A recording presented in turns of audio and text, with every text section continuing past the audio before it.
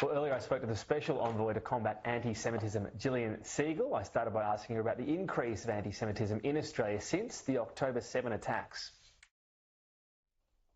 Well, I think the increase has been dramatic.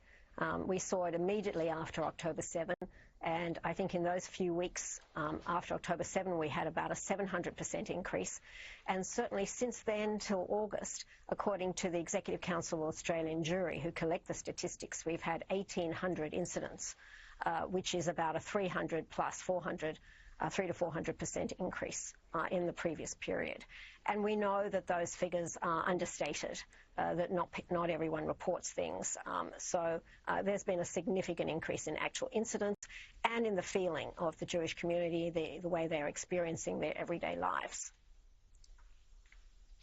We'll get in a moment to the reaction, the war and what that has sort of generated in terms of passions. But even before Israel did react, in the day or two after October 7, there were comments made which were clearly anti-Semitic. Did this indicate there was, at least among some people, this underlying sentiment, or stronger than that, against Israel and Jewish people?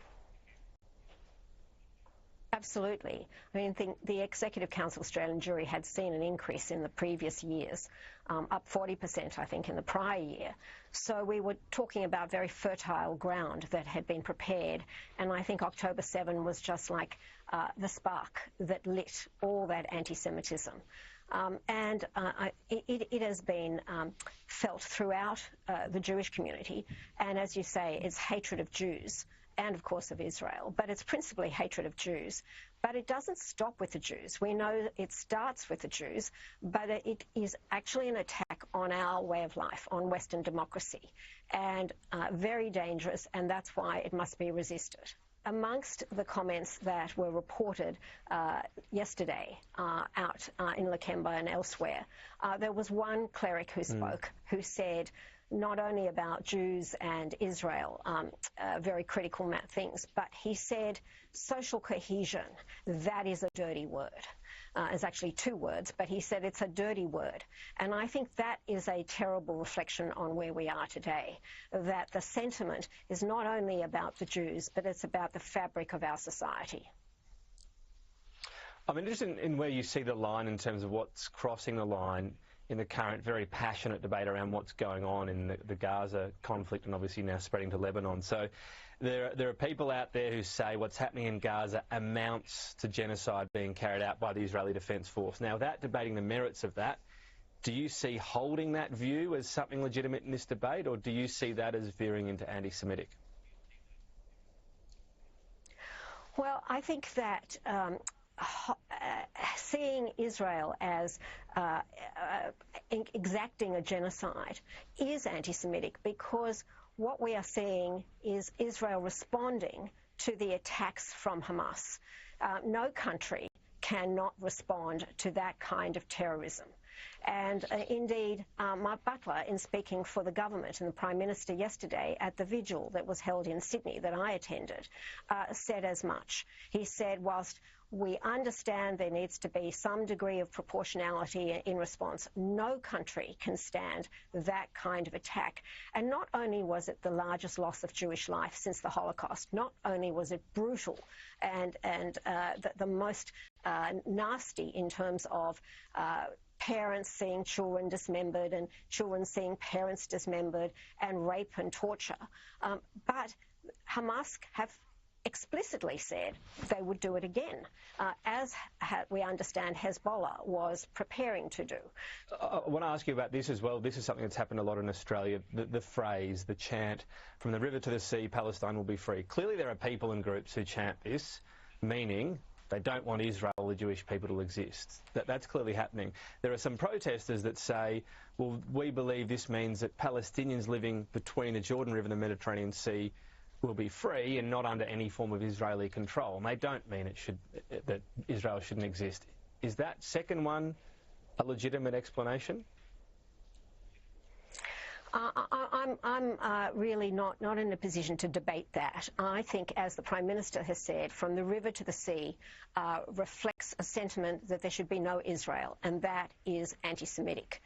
And that is intimidatory, and that is full of hate, and that should cease.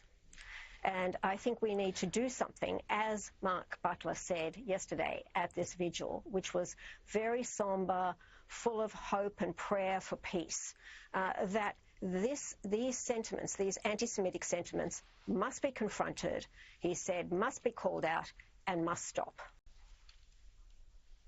There's also been a special envoy to combat Islamophobia appointed, Aftab Malik. Will you work together? Obviously there's a lot of tension between the two groups. Would it serve you to work together to try to find as much common ground between the two groups as possible? Of course. In fact, we are meeting this coming week to have a chat about what it is that we will do and can do together, separately and together. But I think we have a common aim to bring about greater social cohesion, to reduce the hatred, and to restore the Australian community to that strong multicultural community that welcomed all and that had opportunities for all and that made everyone and enabled everyone to feel safe and to be their best person, both in work and at home. Do you think it shocked some Jewish people, the extent of the backlash since October 7 on that matter, that they thought they were living in a society? I think what happened post October 7 was a huge shock to the Jewish community. They did not expect it. And I think it's been a shock to Jewish communities all over the world, the extent of it and the virulence of it. And it's continued to shock different parts of the community. I mean, for example, the doxing of the Jewish creative group was shocking and has had severe repercussions for them. Many of them have lost work, lost friends, lost homes, lost businesses, and that was, completely unexpected. But it was wonderful to go to an evening on Sunday in Sydney where there was an evening of song where there were great Australian musicians playing songs of peace and hope for the future. And to see that celebration of Jewish creative people and musicians was wonderful, and coming back to contribute to Australian society. Jillian Segal, appreciate your time today. Thank you. Thank you so much.